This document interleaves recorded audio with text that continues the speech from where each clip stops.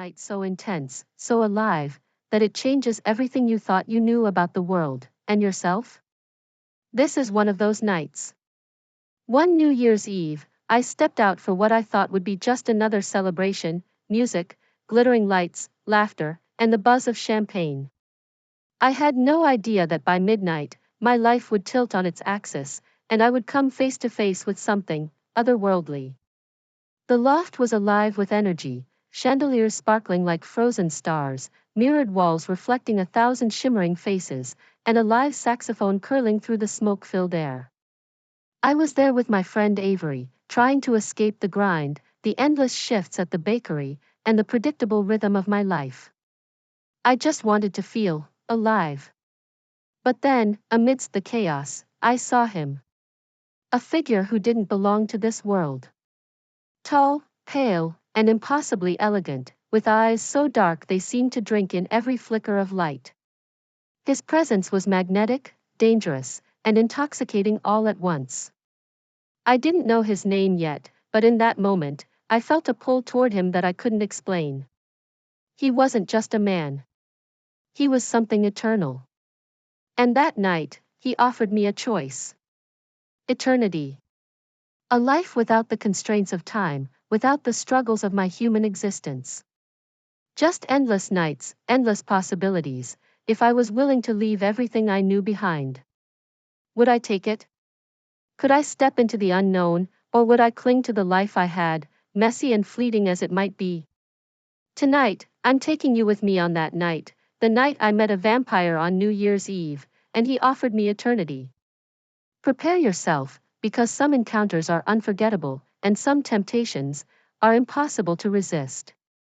Stay with me, if you dare, as we step into a story of desire, danger, and choices that echo through the night. This is 9 Lives of Fear. And this story begins now. I never believed that a single night could rewrite the script of a life. Yet there I was, standing on the balcony of the downtown loft where the city's elite were celebrating the passage of another year, and the thin line between a thrill and a nightmare began to blur. Are you sure you want to go? Avery asked, tugging at the hem of my navy blue dress. Her voice was a mixture of excitement and the kind of nervousness that makes your fingertips tingle. Do I have a choice? I laughed, the sound swallowed by the pulsating beat of the DJ's bass. The loft was a glittering hive, chandeliers draped in crystal, walls of mirrored panels reflecting the kaleidoscope of people in sequins and velvet. Somewhere in the corner, a live saxophonist crooned a sultry riff that seemed to pull the smoke from the ceiling into lazy spirals. Avery's eyes sparkled, reflecting the strobing lights. You've been working 3 shifts a week, pulling all-nighters for the bakery. You deserve this. Besides, you always say you want to feel alive. It was true. The past 6 months had been a blur of early mornings, dough-streaked aprons, and a relentless grind that left my heart beating like a metronome to a song I never chose. Tonight, I wanted to hear a different rhythm. We pressed our glasses together, the clink sounding like tiny bells. To new beginnings, Avery said, her voice a soft toast. To new beginnings, I echoed, and the world around us seemed to hold its breath. The countdown began. 10, 9, 8. The crowd's chant grew louder, a wave of throats rising in unison. I could feel the electric charge in the air, humming against my skin like static. 3, 2, 1. Happy New Year.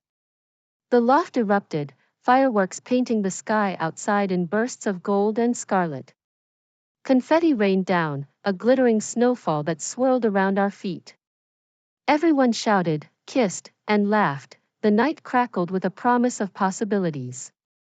But in the midst of that jubilant chaos, my eyes caught something, a figure that stood apart from the crowd, a silhouette framed by the balcony's glass wall. He was tall, his shoulders casting a long shadow across the polished wood floor. The silver of his hair caught a stray spark of light, making it look as if it were woven from moonbeams. His eyes, they were dark, almost black, but with a depth that seemed to drink in the surrounding sparkle. The moment he turned his gaze toward me, an unexpected chill slithered down my spine. It was as if the air around us had thinned, and the music in the background became distant, a muffled echo. Avery must have noticed my stare because she nudged me. "You okay? You look like you've seen a ghost." I forced a smile. "Just, lost in the fireworks." My voice sounded smaller than I intended, and I could feel my heart thudding louder than the bass that he moved, gliding through the throng as if the crowd were water, flowing around him with no resistance.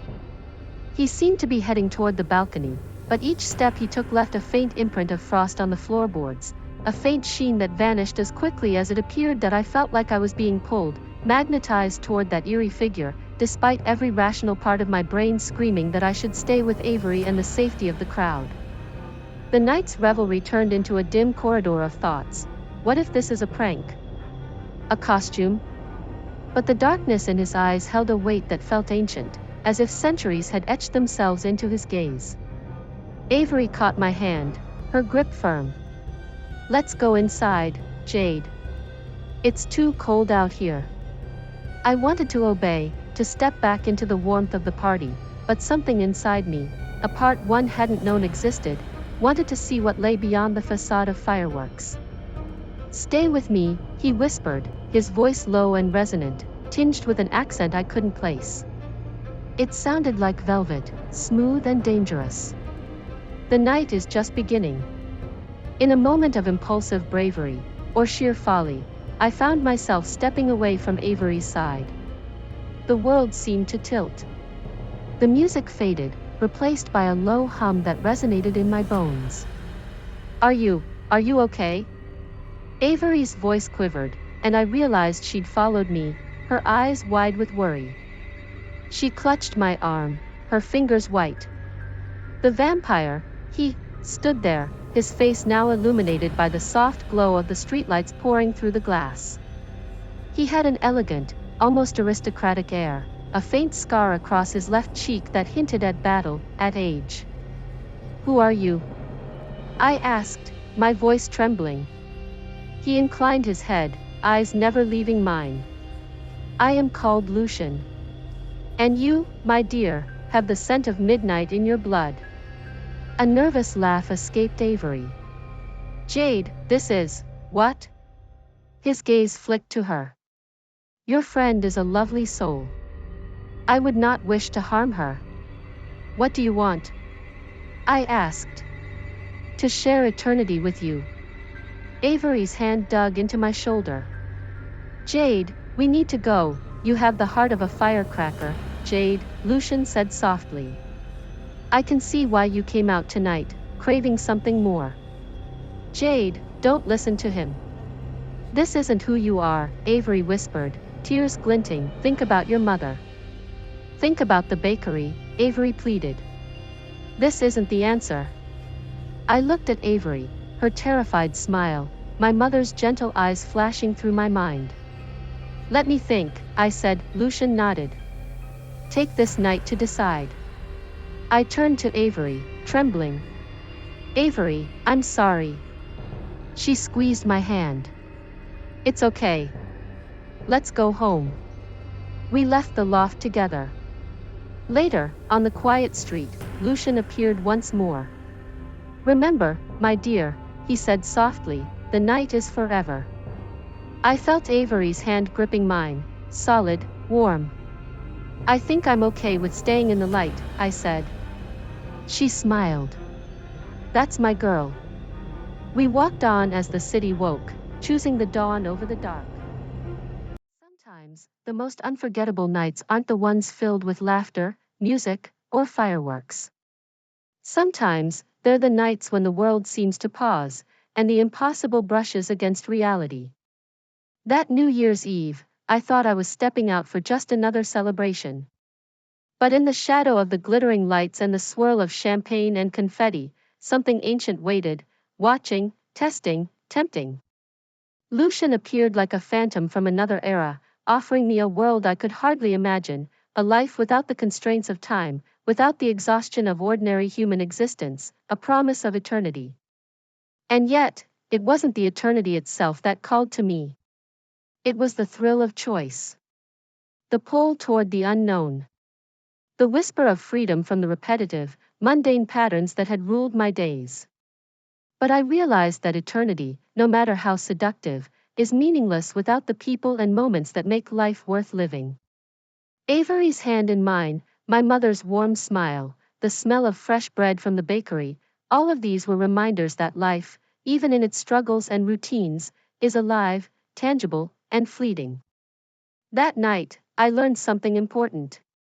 Temptation is powerful, and darkness can be alluring, but the light we carry, the connections we cherish, the small sparks of love, friendship, and courage, can anchor us in ways nothing else can.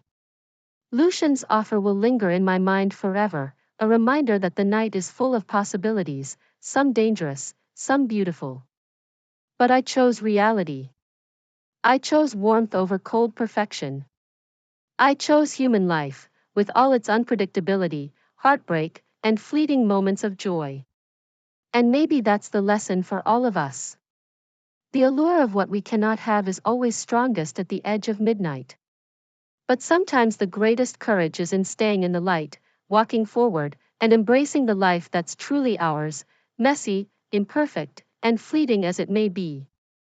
Remember, the night is never truly over. This is 9 lives of fear, and even when the fireworks fade, some things never leave. Hey, horror fans. If you enjoyed our chilling tale and want to keep the spine-tingling stories coming, don't forget to hit that like button. Your support keeps the darkness alive. Share this video with your friends, let's spread the fear together. And if you haven't already, make sure to subscribe and turn on notifications, so you never miss a hair-raising moment. Join our community of thrill seekers and prepare for more eerie adventures. Thanks for watching, and remember, stay scared.